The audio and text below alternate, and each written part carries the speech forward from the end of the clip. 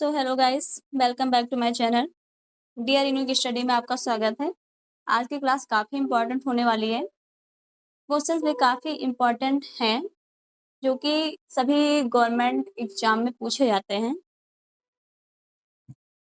हमारे competition exam में अक्सर ये सवाल पूछे जाते हैं।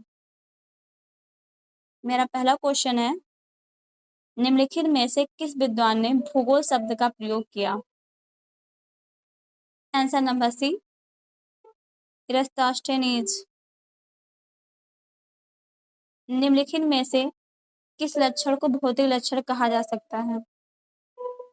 आंसर नंबर बी, मैदान। निम्नलिखित में से कौन सा विषय कालिक संश्लेषण करता है? आंसर नंबर सी, इतिहास। मानव के अपने सृजनात्मक क्रियाकलापों के ड्रामा करने के लिए निम्न में से कौन सा मंच प्रस्तुत करता है? आंसर नंबर सी, भौतिक पर्यावरण। ज्योग्राफी शब्द निम्न में से किस भाषा से संबंधित है? आंसर नंबर ए, ग्रीक भाषा। निम्नलिखित में से कौन से मानवीय प्रतिक्रिया प्रकृति के साथ अनुकूलन को दर्शाते हैं? आंसर नंबर ए, शीत ऋतु में ऊनी वस्त्र पहनना। मानव को आवश्यकता की ओर स्वतंत्र बनाने में निम्न में से किसका योगदान रहा है? आंसर नंबर डी, तकनीकी सहयोग का। भूगोल निम्न में से किस प्रकार का विषय है? आंसर नंबर सी, संश्लेषणात्मक। पृथ्वी का ठीक ठीक आकार निम्न में से कौन सा है? आंसर नंबर डी, भूभाग। निम्न में से भूगोल की मात्र शाखा कौन है? आंसर नंबर बी, भौगोलिक चिंतन का इतिहास। भूगोल के क्रमबद्ध उपागम का जनक निम्न में से कौन है? आंसर नंबर सी, बर्नहावोल्ट। परिस्थितिक संतुलन का अध्ययन किसके अंतर्गत किया जाता है? जो हमारा मीन्स हमारे पर्यावरण में जो परिस्थितिक संतुलन है उसका अध्ययन किसके अंतर्गत किया जाता है? तो आंसर नंबर डी, जैवमंडल के अंतर्गत किया जाता है। सतत विकास के लिए निम्न में से किसका ज्ञान आवश्यक है? आंसर नंबर ए, भौतिक वातावरण का।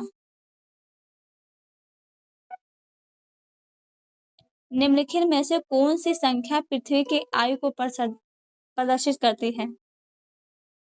आंसर नंबर बी, 460 करोड़ वर्ष।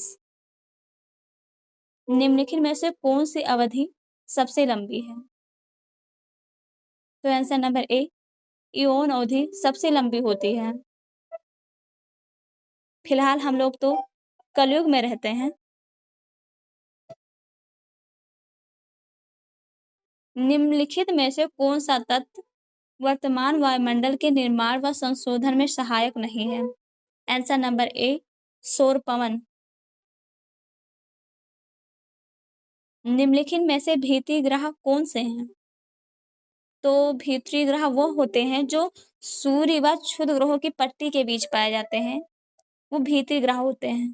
तो आंसर नंबर बी हमारा सही है। सूर्य व क्षुद्र ग्रहों के पट्टी के बीच पाए जाने वाले ग्रह भीतरी ग्रह होते हैं। पृथ्वी पर जीवन निम्नलिखित में से लगभग कितने वर्ष पहले आरंभ हुआ था? आंसर नंबर डी, 3 अरब 80 करोड़ वर्ष पहले। प्रकाश वर्ष निम्न में से किसकी माप है?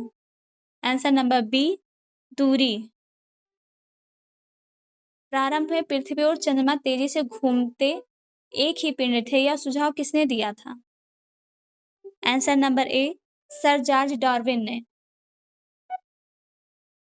निहारिका की परिकल्पना के दार्शनिक परिकल्पना थी? निहारिका की परिकल्पना किस दार्शनिक की परिकल्पना थी? Answer number B, Immanuel Kant. निहारिका एक तारा है। पार्थिव ग्रह कौन कौन से हैं?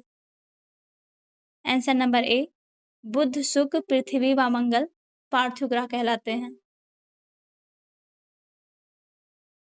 निम्न में से भीतरी ग्रह कौन सा नहीं है? आंसर नंबर डी, शनि भीतरी ग्रह नहीं है।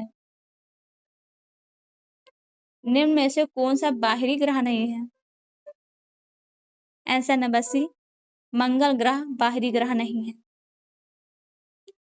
पार्थिव ग्रह किन तत्वों से बना होता है?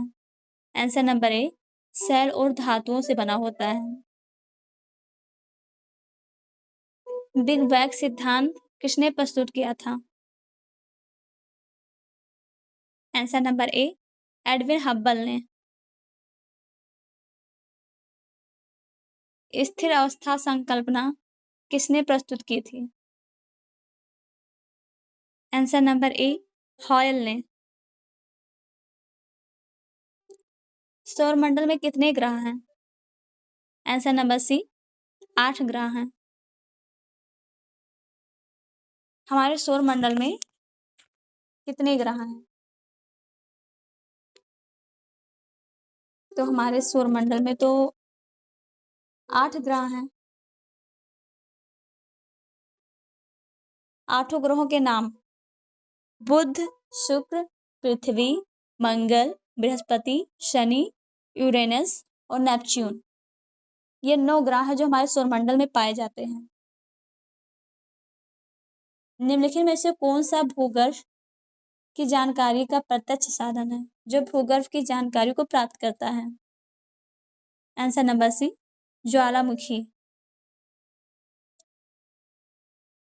ज्वालामुखी ही एक ऐसा साधन है जो भूगर्भ की जानकारी को प्रत्यक्ष रूप से प्राप्त करता है।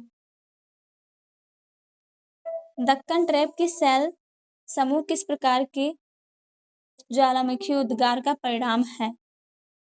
दक्कन ट्रैप की सेल समूह किस प्रकार के ज्वालामुखी उद्गार का परिणाम है? ये मेरा लास्ट क्वेश्चन है। आंसर नंबर सी, प्रवाह। आप हमारे चैनल को लाइक और सब्सक्राइब करना बिल्कुल ना भूलें। हम ऐसे क्वेश्चंस लाते रहेंगे। धन्यवाद।